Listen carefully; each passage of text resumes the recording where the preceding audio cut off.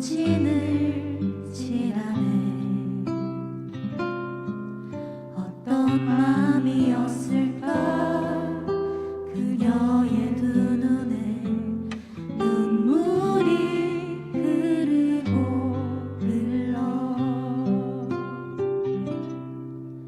동그란 눈으로 엄마를 보고 있는 아이와 입을 맞추고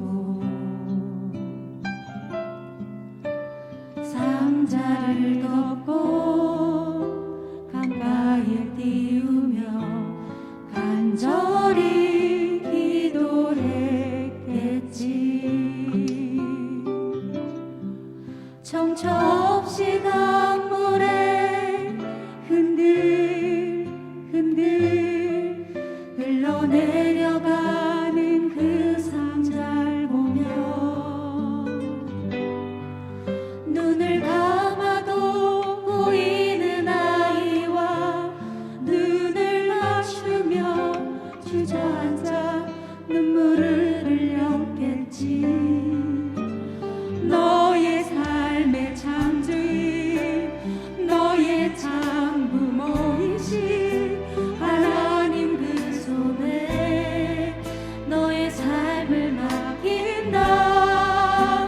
너의 삶의 창조인 너를 이끄시는 주 하나님 그 손에 너의 삶을 드린다.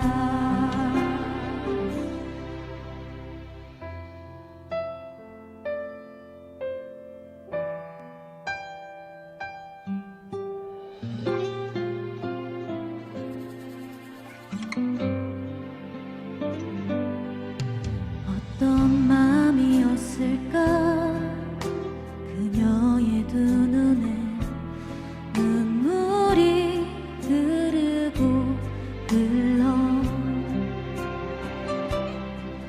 정처 없이 강물에 흔들흔들 흘러내려가는 그 상자를 보며 눈을 감아도 보이는 아이와 눈을 맞추며 주저앉아 눈물을 흘렸겠지. 너의 삶의 창조인 너의 장부모이신 하나님 그 손에 너의 삶을 맡긴다. 너의 삶의 창조인 너를 이끄시는 주 하나님 그 손에 너의 삶을 드린다. 그가 널 구원하시리. 그가 널 이끄시리라. 그가 널 사용하시리. 그가 너를 인도하시리.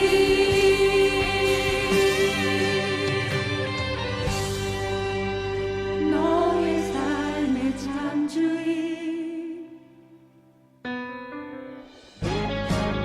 너의 삶의 창조인 너의 장부모이신 하나님 그 손에 너의 삶을 맡긴다.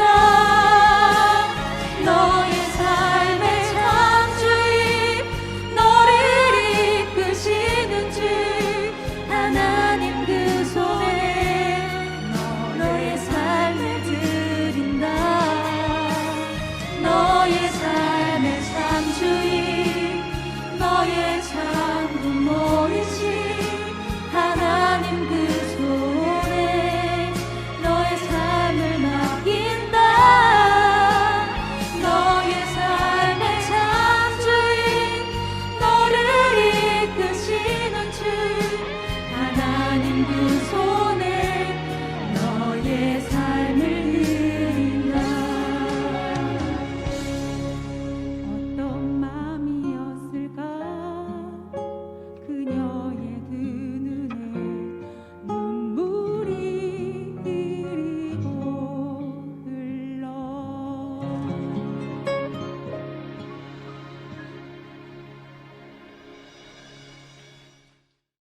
네, 감사합니다. 오늘 말씀 잠깐 보겠습니다.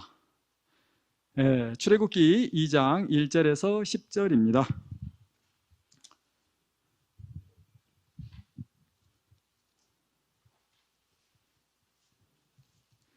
출애굽기 2장 1절에서 10절. 네, 교독하겠습니다. 여러분이 먼저 읽어보시죠.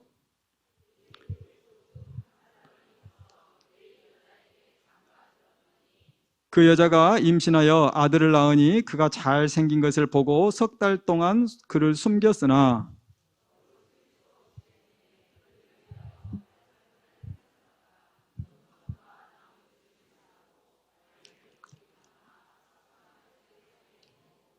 그의 누이가 어떻게 되는지를 알려고 멀리 섰더니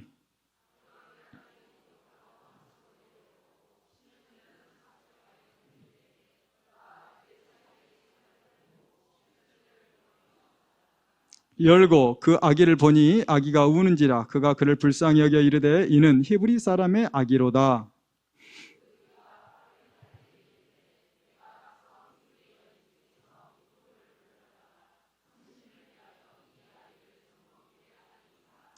바로의 딸이 그에게 이르되 가라 하매 그 소녀가 가서 그 아기의 어머니를 불러오니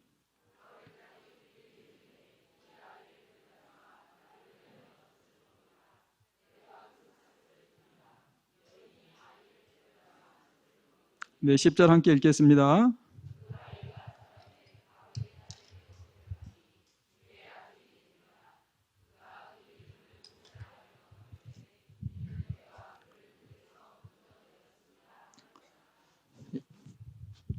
아멘. 네, 반갑습니다. 우리 인사 한번 해보겠습니다. 제가 이번에 우리 교역자 경건의 시간에 그렇게 했어요. 제가 지난주에 굉장히 제 마음 안에 감동되었던 말씀이 야 진짜 하나님이 나를 택하셨다. 우리가 로마서 보면은 8장 29절 이하에 보면 그런 거 나오죠. 하나님 미리 나를 아시고 또 부르시고 또 택하셔서 또 하나님이 나를 의롭게 하시고 영화롭게 하실 거라고 하시잖아요. 자, 그래서 하나님이 나를 택한 것이 얼마나 귀한지를 새삼스럽게 느끼고 있습니다. 그런 점에서 우리 인사 한번 해보겠습니다. 하나님이 나를 찜하셨습니다 라고 인사해 보겠습니다. 별로 감동이 없는 것 같아요. 제가 유언주를 찜해도 이렇게 제가 올해 30년째 같이 살아요. 사람이 사람을 찜해도 이렇게 30년을 같이 사는데 하나님 나를 찜했다는데 감동이 하나도 없어. 그러면 안 되죠. 다시 한번 해보겠습니다. 하나님이 나를 찜하셨습니다. 네, 그래요. 그렇게 하나님이 정말 나를 찜했다라는 것을 좀 알면서 우리가 살았으면 좋겠다 생각이 듭니다. 오늘은 믿음에 대해서 제가 믿음 전체를 말할 수도 없고 또 그렇게 알지도 못합니다. 제 믿음 안에서 믿음을 이야기하려고 그러는데 믿음의 요소 중에서 오늘 요게벳을 통해서 믿음은 버리는 것이다 라는 주제를 가지고 함께 말씀을 좀 나눠보려고 그래요. 날이 덥죠. 더울 때는 꼭 더운 일이 생겨요. 저도 어젯밤에 엄청 더운데 아주 뜨거운 전화를 받았어요. 매월동에 저희 집에 이렇게 사시는 분이 저에게 전화를 하셔가지고 앞집 아저씨하고 대판 싸웠다고 자기가 차를 가지고 가는데 막 야야야 니 왜 막 차 가지고 오냐 막 그러면서 막 멱살을 잡고 드자비를 해가지고 112에 신고를 하고 막 그랬다고 막 그런 전화를 저에게 했어요. 그래서 나 도저히 못 살겠다라고. 그래요. 이제 저 잘 모르시겠지만 저희 앞집 형님 굉장히 부자입니다. 실제로 부자고 동네에서 땅도 제일 많이 가지고 있고 그런데 땅 한 평도 안 돼. 그걸 내놓기 싫어가지고 자꾸 이웃 사람들하고 이렇게 시비를 걸어요. 참 불쌍하죠. 그래요. 또 그런 불쌍한 사람하고 같이 사는 저도 참 불쌍해요. 그런데 제가 이제 그런 전화를 받고 마음 안에 이제 이런저런 생각들을 계속 하죠.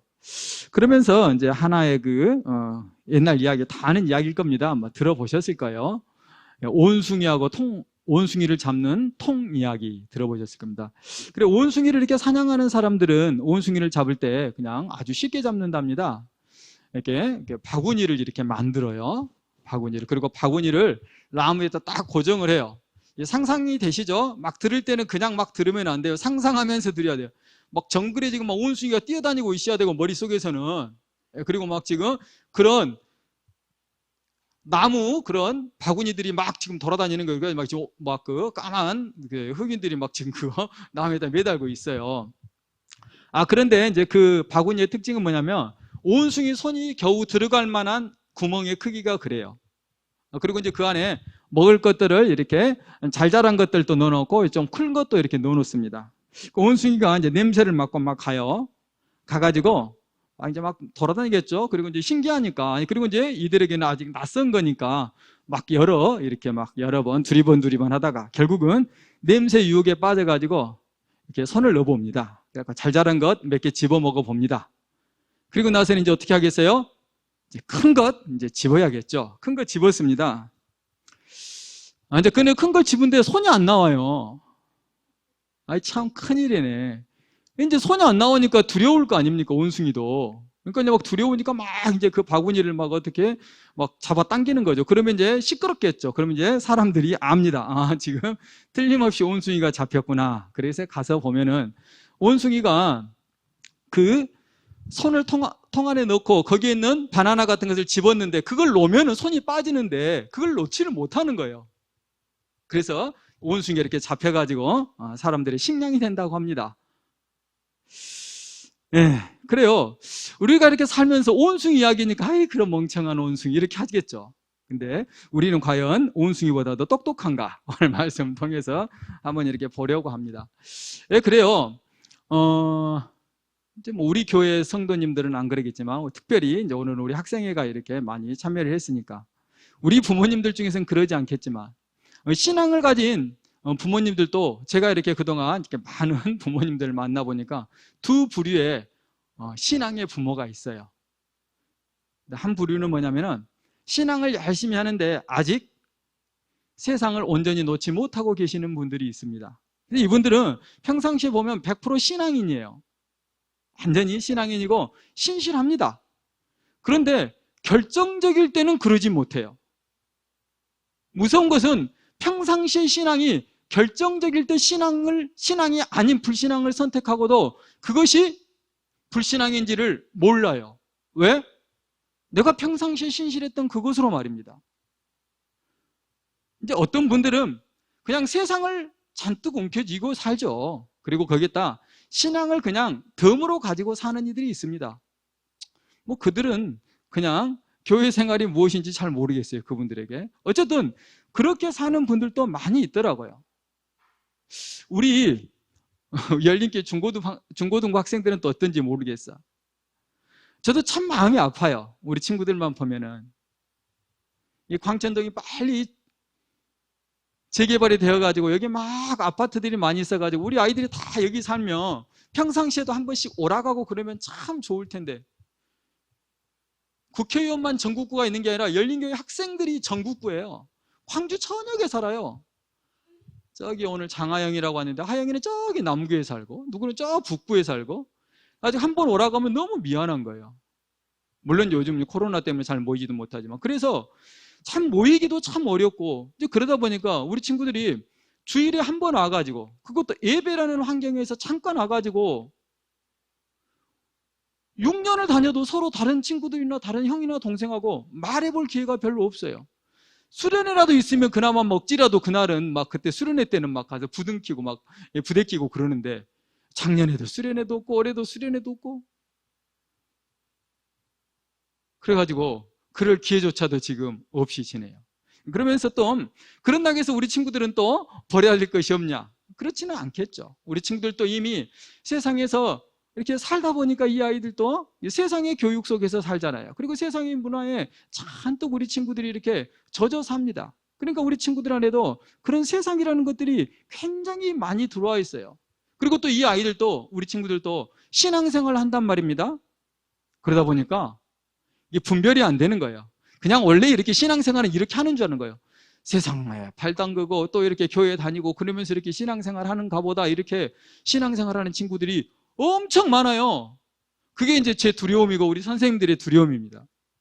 그래서 오늘 말씀을 통해서 정말 우리가 신앙생활하면서 버려야 할 것이 있다면 그것은 무엇인지 한번 살펴보려고 합니다. 우리가 다 아는 이야기죠. 요게벳의 이야기. 그런데 우리가 요게벳은 막 그냥 지나갑니다. 왜? 모세가 워낙 여기서 두드러진 인물이다 보니까 모세를 중심으로 우리가 출애굽기를 보니까 요게벳은 그냥 휙 지나가요. 그럴 만한 분이 아니에요, 이분이. 자, 그래서 요게벳을 중심으로 한번 이렇게 살펴보려고 합니다. 자, 이제 우리 친구들 또 있으니까 뭐 우리 어른 성도님들은 다 아시겠지만 그러잖아요. 지금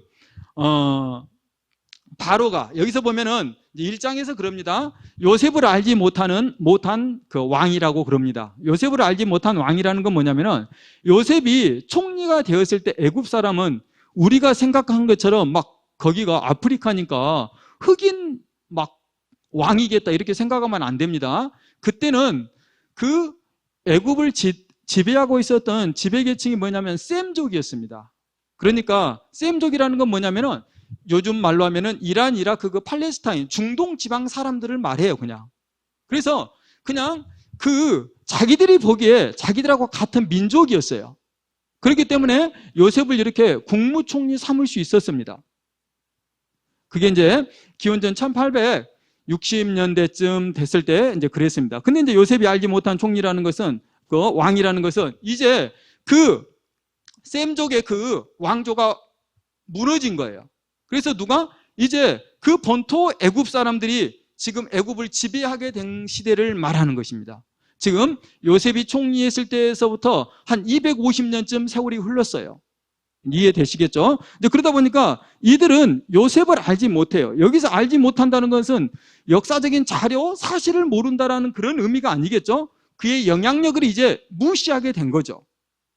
그리고 오히려 이들이 저쪽, 우리 친구들은 지도를 그려줘야 되는데, 자, 막 그래요. 자, 저 팔레스타인하고 가까운 지역에 지금 고센 지방에 지금 이 이스라엘 백성들이 살고 있었죠. 그런데 애굽의 로망, 이 이집트의 로망은 항상 뭐냐면은 이 팔레스타인 지역으로 진출하는 것입니다. 중동 지역으로 진출하는 거예요. 그래서 이스라엘, 시리아, 막 그래 이란, 이라크 이 지역을 계속해서 정복하고 싶은 거예요. 그러니까 이들에게는 어디예요? 가장 북쪽인 이들이 사는 고센 지방이 굉장히 중요한 위치에 있어요. 그런데 이제 요셉을 잘 모르는 그런 왕이 보니까 어떻게 됐어요? 그쪽에 보니까 이스라엘 백성들이 모여 사는 거예요. 쟤들은 보니까 저쪽 중동에 사는 애들하고 같은 또 피를 가진 같은 인종이네? 만약 저들이 우리를 쳐들어오면 어떻게 되지? 저들이 오히려 우리를 배신하고 저들하고 한편이 되어서 우리를 공격해 온다면 어떻게 하지? 이런 두려움이 생긴 거예요. 천하의 누가? 천하의 바로가 말입니다. 천하의 이집트의 왕이 그 이스라엘 백성을 두려워하기 시작한 것이죠. 그래서 이제 두려우니까 무엇이 두려웠냐? 그들의 군사적 무기, 기술, 과학기술이 무서운 것이 아니라 그들의 숫자가 무서운 거였죠. 그래서 이제 한번 저들의 수를 한번 줄여야겠다. 백성의 수를. 그래서 어떻게 합니까? 지금 1장 우리가 읽지 않았지만 처음에는 엄청 노역을 시킵니다. 지금도 이렇게 동남아시아 사람들은 수명이 굉장히 짧습니다. 위생 환경도 좋지 못하지만 그들이 굉장히 힘들게 노동하기 때문에 그렇습니다. 이렇게 힘들게 노동하면은 생명이 짧아져요. 그렇게 해서 그 이스라엘 민족을 이렇게 그 백성 수를 줄이려고 한 것이죠. 근데 그렇게 해도 안 돼. 이제 나중에는 어떻게 돼요? 그래, 그냥 아들 낳으면 죽이자. 이렇게 지금 이제 이집트 왕 바로가 그렇게 정책을 세우죠. 자, 그래서 지금 이제 포고령이 내려진 거예요. 왕명이 내려진 겁니다. 어명이 내려진 것입니다. 남자아이를 낳으면 무조건 죽여라 라고 명령이 내려진 것이죠. 여자야 살려놔도 상관없죠. 왜? 이제 뭐 남자 없이는 그 민족의 순수성이라는 거 유지되지 않은 거니까. 그래서 지금 바로는 명령한 것입니다. 이스라엘 백성을 그래 이참에 그냥 확 없애야겠다. 그래서 남자들을 다, 남자아이는 다 죽여라 라고 지금 명령이 내려진 것입니다. 그런데 우리가 오늘 보는 것처럼 지금 요게벳이 아들을 낳았어요. 이 아들이 어떤 아들이겠어요? 금쪽 같은 아들? 아니요. 위험천만한 아들인 거예요. 요게벳, 천명이 전사님 뒤에 앉아 계시고 아들만 그렇게 많이 낳으셨으니까. 그래요. 요게벳은 위로 지금 자녀가 둘이 있습니다. 한 10대쯤 돼. 왜? 심부름을 했잖아요. 미리암이 가서 심부름을 했던 것을 봤을 때 적어도 10대는 됐을 거라는 거예요. 미리암이. 그리고 지금 오늘 등장하지는 않지만 모세에게 형이 있었으니까 아론이 있었죠. 그러니까 아론은 지금 보니까 한 서너 살 됐겠죠. 근데 이제 그때는 왕명이 안 내려졌을 때니까 상관이 없는 거. 이제부터는 이제 아들 낳으면 죽여라 한 거죠. 근데 생각해 보겠습니다. 요게벳이 이 모세를 낳을 때까지 얼마나 어려웠을까요? 이제 애굽 사람들은 계속해서 사람을 붙여가지고 여인들이 잉태만 하면, 임신만 하면 어떻게 했겠습니까? 이제 저 여인이 자녀를 낳을 때쯤 가서 봐서 남자면 죽이고 여자면 살려줘야 되겠다. 이미 이렇게 지금 다 리스트가 나와 있는 거예요. 누구 집 누가 임신했더라, 누구 집 누가 임신했더라가 다 나와 있어요. 언제쯤 아이 낳는다가 다 나와 있는 거예요. 근데 요게벳은 그것을 어떻게 숨겼을까요? 요게벳이 투명인간도 아니었을 텐데, 무슨 망토를 입고 다니는 것도 아니었을 텐데. 그렇다면 우리가 생각해 볼 수 있잖아요. 그런다고 해서 지금 이들이 노역하고 있는데 요게벳은 노역도 안 하면서 집에서 그냥 숨어서 지낸 것 아니잖아요. 그러니까 아마 다른 여인들처럼 일상생활을 다 했을 거라는 것입니다. 그러면서 자기의 임신 사실을 들키지 않으려면 어떻게 하겠어요? 요즘처럼 몸빼가 있었을까? 아무튼 펑퍼짐한 옷을 입고 다녔던가? 아니면 복대로 자기를 아무튼 뭐 최선을 다해서 그 배부른 것을 감췄겠죠. 어쨌든 그렇게 해서 그 산딸이 되었습니다. 아이를 낳았어요. 이들이 지금 종살이 하는데, 그런다고 해서 이들이 뭐 대골 같은 집에 살지는 않았을 거 아닙니까? 아기가 날면은 엄마가 울어라 할 때만 우는 거 아니잖아요. 지가 울고 싶을 때 울잖아요. 싸면 울고, 먹고 싶으면 울고, 아프면 울고 그러잖아요. 아니, 누구 집에 지금 요게벳이 애 낳대 이런 소리가 들리면 안 되잖아요, 지금. 얼마나 그 가정이 지금 노심초사하면서 지금 이 모세를 지키고 있는 거죠. 그리고 지금 오늘 성경은 2장 3절에서 그렇게 말하잖아요. 이제 석 달이 되어가지고 더 이상 감출 수가 없게 되었다라고 말하고 있습니다. 이때 이제 이 요게벳은 선택해야 하는 것이죠. 무엇을? 그냥 발각되면 자기만 죽는 것 아니잖아요. 아이만 죽는 것 아니잖아요. 이제 그들은 종이고 노예나 다름없기 때문에 그들이 자기의 지배국을 속인 것이 되기 때문에 아마 집안 전체가 굉장한 어려움에 빠지게 되는 것이죠. 이제 요게벳은 선택하지 않을 수 없는 상황이 된 거예요. 그때 우리가 다 알다시피 요게벳은 선택합니다. 무엇을? 그래, 내가 이 아이를 버려야겠다라고 생각한 것입니다. 저는 이 믿음이라는 게 이 버림하고 너무 관계가 깊다라는 생각이 듭니다. 참 그래요. 저도 이렇게 살면서 버려야 할 게 참 많은데 버리지 못하고 살 때가 너무 많고, 또 버리지 않고 사는 것들이 너무 많더라고요. 오늘 요게벳을 통해서 이 버림의 의미에 대해서 우리가 한번 생각해 보려고 합니다. 자, 그랬잖아요. 요게벳은 어쨌든 간에 그 모세를 지금 버리기로 마음 먹었습니다. 그런데 그냥 버릴 수 없었죠. 그래서 그녀는 갈대 상자를 만듭니다.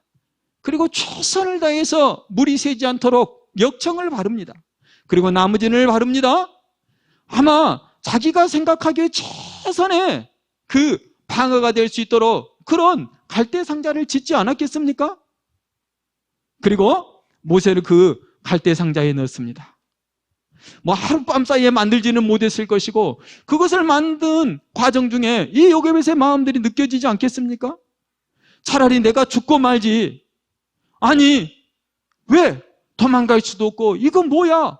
아무튼간 이런저런 여러 생각 끝에 그렇게 갈대 상자를 짓고, 그리고 그 안에 모세를 넣습니다. 그리고 나일강에 띄웁니다. 그런데 성경을 자세히 보면 이렇게 나왔습니다. 나일강에 띄웠다고 되어 있지 않습니다. 강에 갈대 사이에 두었다라고 말합니다.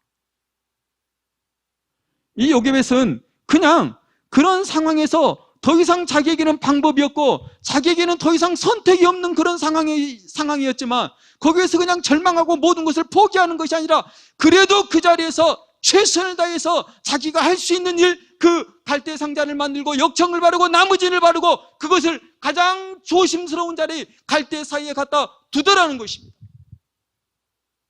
이제 그 아이는 어머니의 품을 떠났습니다. 이 아이는 이제 그 가족의 품을 떠났습니다.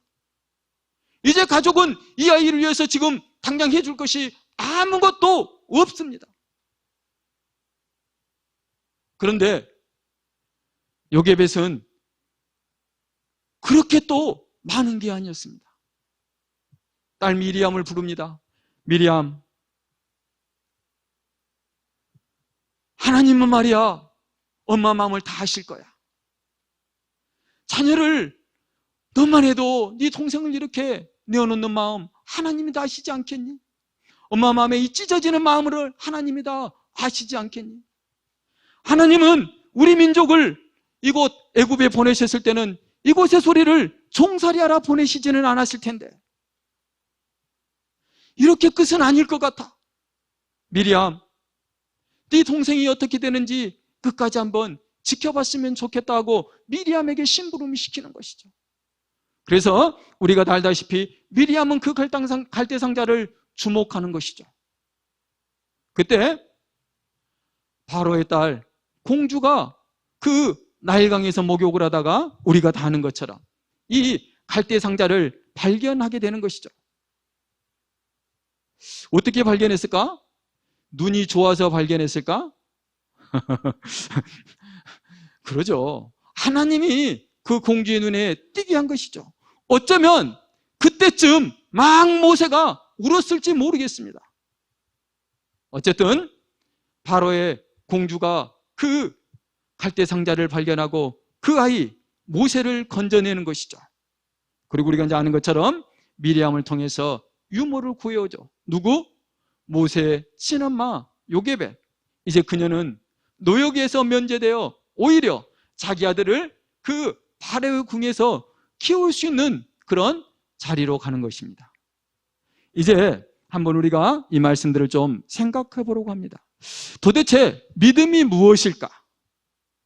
먼저 한번 생각해 보려고 그래요. 믿음이라는 것은 내가 확신하는 그것이 아니잖아요.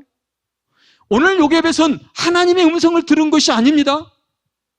네가 갈대 상자에 띄워라, 그럼 내가 알아서 할 거야 라는 음성을 듣지 못했습니다. 요게벳은 그냥 두려움이 있었을 것입니다. 요게벳은 그냥 여러 염려가 여전히 있었을 것입니다. 그런데 그녀는 자신이 선택할 수 없는 그런 환경 가운데서 그래도 하나님이 우리 민족을 언젠가는 이곳에서 구원하실 거야 라는 그 믿음 하나를 가지고 있었던 것이죠. 그 믿음을 통해서 이 요게벳은 그 갈대 상자를 짓는 것이고 거기에 아이를 담아서 내어 강에 띄우는 것 아니겠습니까? 사실 아까도 말씀드렸지만 내가 그 갈대 상자에 들어가고 말지 그 핏덩이 아이를 거기에 넣는 그 요게벳의 마음, 그것을 하나님은 믿음이라고 말씀한다는 것입니다. 여러분이 내어놓지 못하고 있는 것이 무엇입니까? 저희 앞집 형님은 그 길을 조금 막았는데 뭘 갖다 막았냐면 이만한 바위 몇 개 갖다가 막아놨어요. 참 그 바위 덩어리 같은 인생. 집어 던져버리면 좋겠는데. 여러분 안에는 그런 바위 덩어리 없습니까? 여러분 안에는 그 정글에 지금 온숭이 손에 붙들린 바나나가 없습니까? 욕심이라는 것은 늘 그렇잖아요. 소금물 같잖아요. 먹으면 먹을수록 더 짜. 먹으면 먹을수록 더 부족해. 먹으면 먹을수록 그것 없으면 안 되는 그런 지경에 빠지잖아요.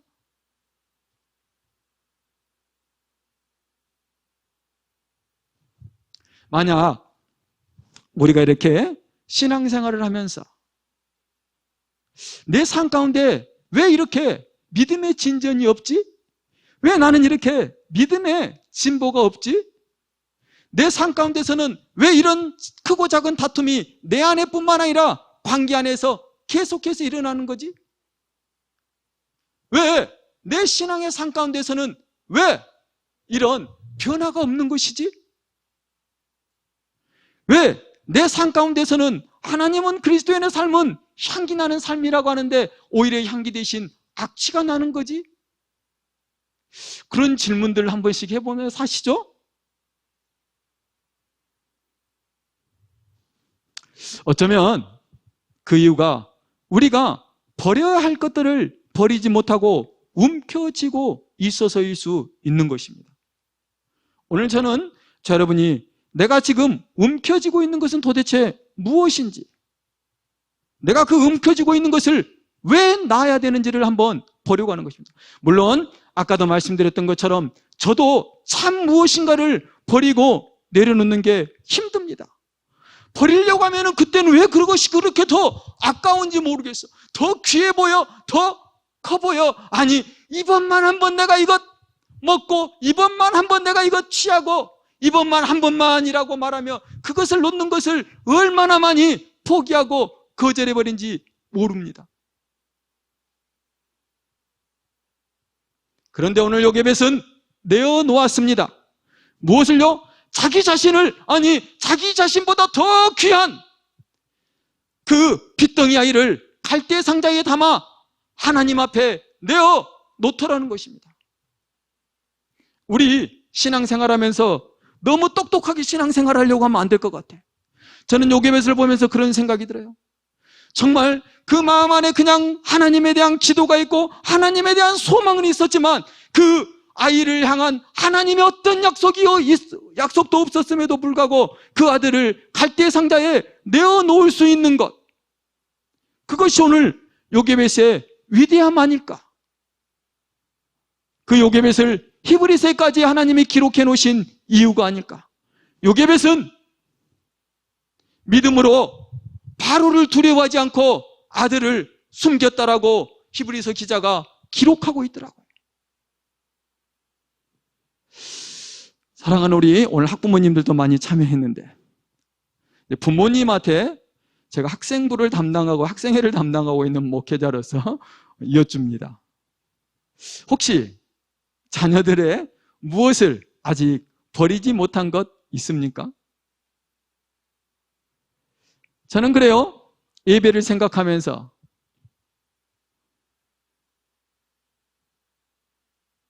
어떨 때는 지금 저희가 코로나가 이제 조금 지난주하고 다음 주까지는 예외이겠습니다만 조금 이렇게 풀리면서 우리 친구들이 교회에 나와야 되는데 안 나와. 꾸준히 안 나와. 절기차게 안 나와. 그러고 보니까 이 아이들에게는 코로나가 상관 있는 게 아니야. 코로나가 결정을 해준 거야, 그냥. 우리 부모님들, 자녀들의 신앙을 위해서 우리 친구들이 무엇을 포기해야 하는지 가르치시는지, 우리 친구들이 무엇을 버려야 하는지를 가르치시는지, 이 요게벳이 살았던 시대와 지금 세대는 세상은 다르기 때문에 똑같이 적용하면 안 된다고요? 천만입니다. 이 시대는 더했습니다. 이스라엘 민족은 이때는 완전한 종살이하고 있었습니다. 완전한 노예였습니다. 이들은 완전한 노역 속에 살았습니다. 노역의 삶이라는 게 얼마나 사람을 피폐하게 하는 줄 아십니까? 제가 여기 목사라고 여기 있지만 제가 3일만 노가대판에 가서 일을 하게 되면 제가 공사장에 사람들이 쓰는 언어를 써요. 어이 김형, 언어가 달라집니다. 생각이 달라집니다. 사고가 달라집니다. 이들은 지금 종이 되었습니다. 이들은 지금 내가 하나님의 민족이야라는 그 민족성에 대한 그 인식이 지금 희미해져 버리고 말았습니다. 그리고 저들은 지금 엄청난 노역 가운데 있었습니다. 저들의 삶은 내일이 필요하지 않아요. 오늘 당장이 죽을 것 같은 삶 가운데 사는 거예요. 저들은 이제 노예의 삶이 익숙해져 있어요. 자유민의 시절을 까마득하게 잊어버린 그런 삶 가운데 있는 것입니다.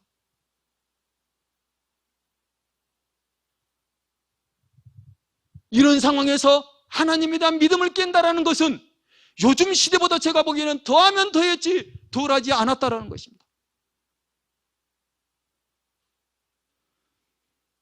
저는 우리 친구들이 그랬으면 좋겠어요. 예배 때문에 어떨 때는 시험을 좀 망쳤으면 좋겠어요. 예배 때문에 우리 친구들이 어떨 때는 친구 관계를 좀 잃어버렸으면 좋겠어요. 예배 때문에 우리 친구들이 어떨 때는 잘못된 약속을 그냥 어겼으면 좋겠어요. 그런데 그것을 우리 아이들은 하기가 어려워요. 그것을 우리 부모님들이 도와주시지 않으면 안 된다는 거예요.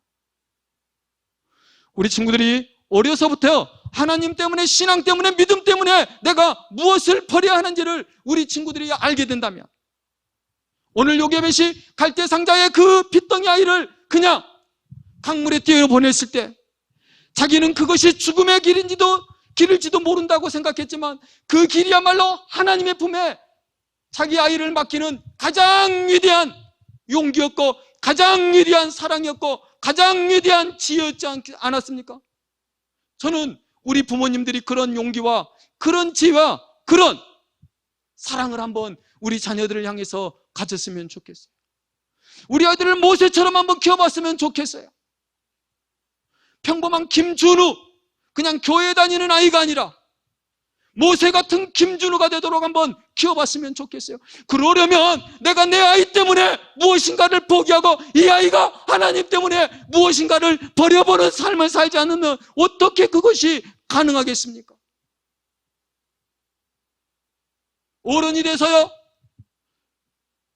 우리 아들도 어른이 돼서 영성훈련 이렇게 몇 년씩 시키려고 그러십니까?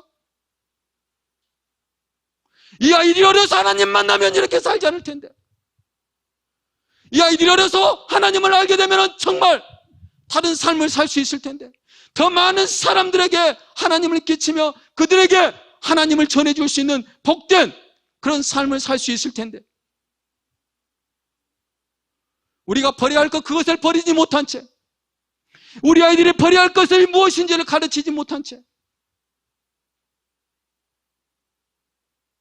우리가 아무리 모세를 노래하고 모세의 무엇을 말한들 그것이 무엇이 내게 상관이 있는 것입니까? 그것이 어떤 영향력을 우리 아이들에게 미치겠습니까? 우리는 늘 말합니다. 하나님에 대해서가 아니라 하나님을 알자고. 우리 친구들이 하나님에 대해서 알면 뭐하고 모세에 대해서 알면 뭐합니까? 저는 두렵습니다. 솔직히 말하면. 사무엘상 28장을 보면 그래요. 사무엘 선지자가 죽고, 한때는 그래 내가 정말 새로이 한번 살아봐야겠다고 맘먹었던 그 사울왕, 그가 박수와 무당을 다 죽입니다. 그때는 잠깐 믿음이 있었습니다. 아니 믿음 같은 것이 있었는지 모르겠어요. 그런데 블레셋이 쳐들어옵니다. 사무엘이 없습니다. 당장 두려움에 떱니다. 그리고 그가 하는 행동이 무엇입니까? 자기가 죽여버렸던 그것을 찾아냅니다. 박수 무당 어디 있는지 찾아봐라 라고 말합니다. 그리고 찾았습니다. 엔돌에 신접한 여인을 찾아갑니다. 쪽팔린 줄 알았나 봐요. 변장하고 찾아갑니다. 추접스러운 거죠. 우리 그리스도인들이 세상 가운데 사는 것이 그런 모습이면 안 되잖아요. 이것이 신앙이 아닌 것을 알면서 그것을 붙들고 때로는 변장까지 해. 나 교회 다니는 거 감추고 예수 믿는 것 말 안 하고 변장하는 것 아닙니까? 그리고 사울은 술법을 찾아냅니다. 술법을 구합니다. 술법이 뭐겠어요? 세상의 방식, 세상에서 성공하는 것 아니겠습니까? 세상의 것.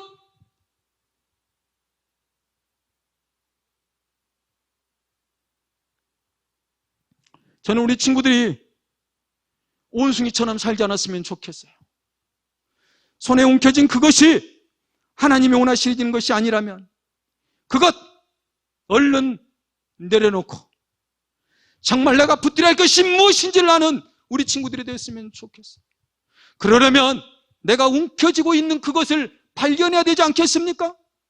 움켜쥐고 있는 그것을 내려놔야 되지 않겠습니까? 그러려면 우리 부모님들이 도와줘야 되지 않겠습니까? 우리 어른들이 도와줘야 되지 않겠습니까? 우리 열린교회 얼마나 많은 신령한 것들이 있습니까?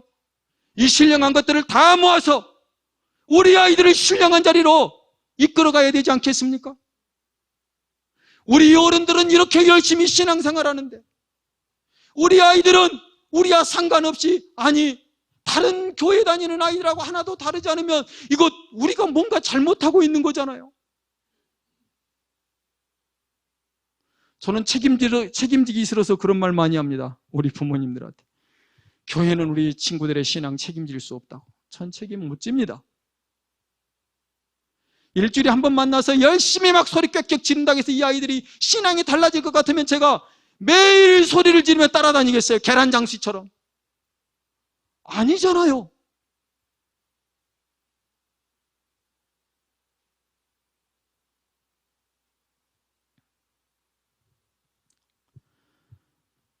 우리 친구들이 버려야 될 것 무엇일까? 어쩌면 게임 지나치게 하는 그 습관 버려야 될 거예요. 어떨 때는 내 생각을 고집하는 그 고집 버려야 될 겁니다. 어떨 때는 부모에게 불순종하고 싶은 그 내 마음의 그 불순종을 버려야 할 것입니다. 우리 친구들 알아요. 나 같아도 정말 신기해. 우리 친구들이 열린교회 오는 게 뭔 재미가 있다고. 자기 아버지보다 나이가 더 많은 목사가 설교하는 그 설교를 듣는 우리 아이들이 너무 불쌍해.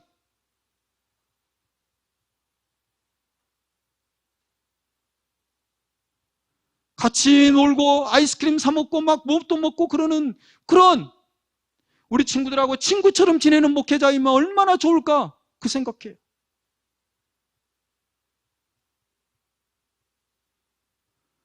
꿈꾸며 기도합니다. 그런 날이 속히 오기를. 우리 친구들 버릴 것 많아요. 우리 열린교회 올해 표어가 그러잖아요. 주님이 곧 오신대요. 저는 정말 우리 친구들 마음 안에 주님이 곧 오시는 역사가 있었으면 좋겠어요. 아니, 주님은 곧 오신 게 아니라 이미 여러분 안에 와 계십니다. 저는 우리 친구들이 여러분 안에 와 계신 그 주님을 만나고 하나님이 싫어하시는 그것들을 버리는 연습을 해나가는 복된 우리 친구들이 됐으면 참 좋겠어요. 우리 부모님들 배짱 있게 한번 살아봅시다. 내 서울 살다 왔다니까요. 경쟁하려고 하지 마세요. 그냥 잽도 안 되니까 처음부터. 세상의 방식 가지고 경쟁하면 우리는 잽이 안 돼요. 우리 맨날 다윗 배웠잖아요. 다윗이 골리앗의 방식 가지고 골리앗을 이기려고 했으면 다윗이 어떻게 이깁니까? 그는 하나님의 방식을 가졌을 때 골리앗 이긴 것 아니겠습니까? 제가 강남에서 문화센터에서 아이들을 과학을 지도하는데 이 아이들은 기본이 방학 때 되면 외국 나갔다 온 거예요. 미국 가고 영국 가고 뭐 이렇게 갔다 와요.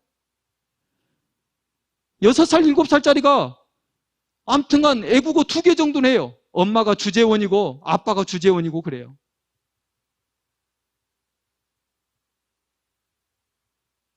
이 아이들하고 무엇 가지고 경쟁시키시려고 그러십니까? 우리 아이들에게 세상의 딱지를 싹 떼버리고 깨끗하게 홀가분하게 한번 하나님의 딱지들을 한번 붙여줘 봅시다. 믿음이라는 딱지를 한번 붙여줘 봅시다. 언제? 지금 말입니다. 다음에 말고 중학교 졸업하면 말고 고등학교 졸업하면 말고 지금 말입니다. 오늘부터라도 우리 친구들에게 떼어버려야 될 것이 무엇인지, 아니 부모인 내가 버려야 할 잘못된 가치들이 무엇인지 한번 헤아려보는 그런 시간들이 되었으면 좋겠습니다. 이 시간은 잠깐 우리 요게벳의 노래라는 찬양을 우리 선생님들 몇 분이 하실 것입니다. 그리고 이 찬양이 끝나고 나서 잠깐 기도하는 시간 가지려고 합니다.